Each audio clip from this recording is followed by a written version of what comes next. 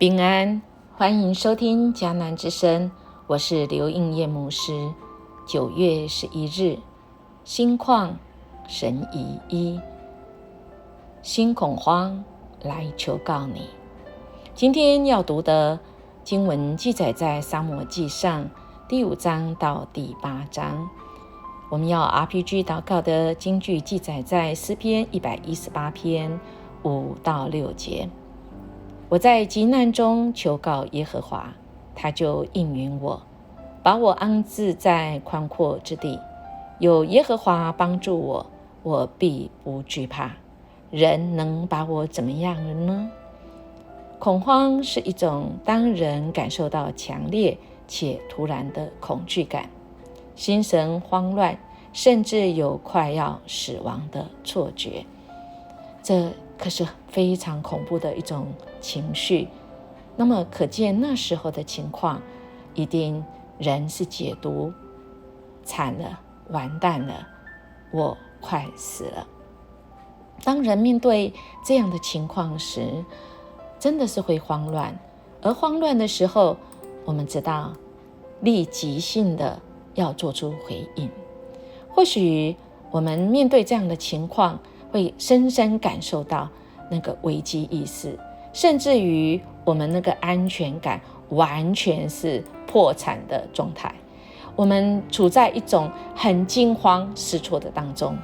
我们看到撒母耳记第5章这个真的是所谓的约柜这个历险记。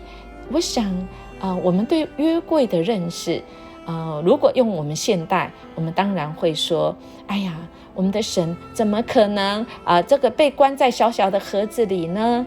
但亲爱的大家，在当时候，他们没有圣经，他们没有神的话语他们是由少数的领袖来带领他们，以至于如果少数的领袖做错了决定，想错了，那么恐怕就做错了。我们看到这些经文就知道这个希望人们呢就想要掳走这个尤其看到这个非利士人竟然要把神圣的约柜当作是这个战利品想要把它掳走也就是他们会觉得这个以色列的神是他们的神，大滚的俘虏俘虏带走，我就能够来操控人。亲爱的大家，我们的神可没有那么简单，是吧？因为我们今天我们已经知道了，从圣经里面我们可以更认识上帝，以至于我们知道这个到第6章我们就看到神亲自带领约柜回到以色列当中但是以色列人对神的认识有多于非利士人吗？很可惜人呢除了会惊慌失措，人也会这种喜极而悲，在很欢庆在乐极，真的会生悲的原因是因为好奇心，想看看这个约柜但却忽视了神的神圣性。神当然不会只有在盒子里，但神真要我们能够认识他，真要我们能够来敬畏他。有许多的时候我们真的是会做错决定，但这位神并没有要我们这个害怕他我们应该要害怕是我们是不是得罪了神，而这位爱的神要我们的是能够我们发挥我们爱的影响力，而不是要我们这个敬畏神是这个恐惧的这个样子的情况。我们知道我们的神透过时代不断的在彰显他的爱，彰显他在爱里面慈神爱所，来一步一步来管教我们，为的是让我们的生命可以更有安全感，是因着我们相信上帝，因着我们更相信更认识上帝，我们越有安全感。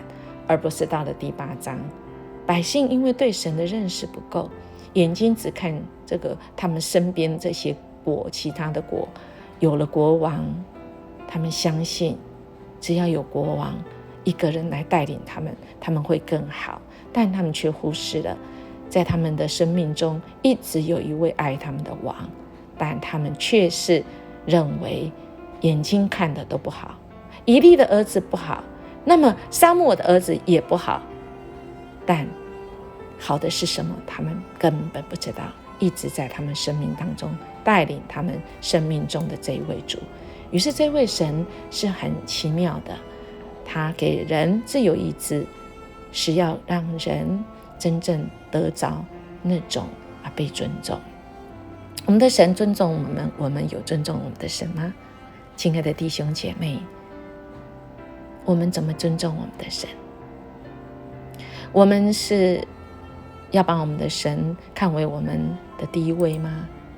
如果是，那么我们在跟神中间的任何事情，都是我们跟神中间的第三者，也就是我们是不是看我们身边我们环境的困难是高过我们的神呢？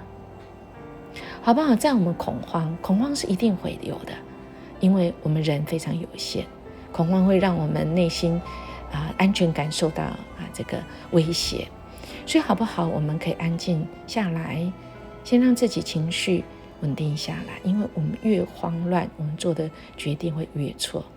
冷静下来，主啊，愿你来，你应允我，我求告你的时候，主啊，你就要把我安置在宽阔之地，你要帮助我，我就必不害怕。人能把我怎么样呢？是信靠这位神，然后安静下来，我们积极面对我们所处的这个情况，心理的情况跟外在的情况，神是给我们智慧，我们找出原因，分析前因后果，当然要把事情轻重缓急重新来排列顺序，把上帝重新归回那第一个位置。第三个，我们找到问题之后，那我们逐步一一来解决。神与我们同在，我们一一来击破这些困难。所以当我们遇到恐慌的时候，当我们觉得我们快没命的时候，安静下来，深呼吸，对，把神呼进去，把恐慌吐出来，吸，把神吸进来，神的平安，神的应许，神的话，神一直在我们里面，只是我们没有发现。专心在神的话语。今天这首歌，我们好好的来听。当我们恐慌时，听这首歌，主你的爱不离不弃，因为没有一个忧患耶稣不能担当的，没有一个痛苦耶稣不能背负的。我们要向高山举目，因为我们的帮助是从主而来的。满有丰盛的慈爱是要赐给凡求告主名的人，主的爱总是不离不弃。我们一起来祷告。主，我们感谢你，你再次让我们来默想，什么情况使我们慌乱，恳求你光照我们内心需求是什么。主啊，你喜悦我们怎么样来到你面前来求告你。谢谢你给我们这一首歌，谢谢你给我们应许，你的爱不离不弃。我们还惧怕什么呢？人能把我们怎么样呢？谢谢你应允我们，与我们同在，使我们安心。我们这样祈求祷告，奉耶稣基督的名求，阿们。音乐牧师祝福您，我们今天活出在主里面的安心，我们做任何事情就会做对的决定。我们明天见。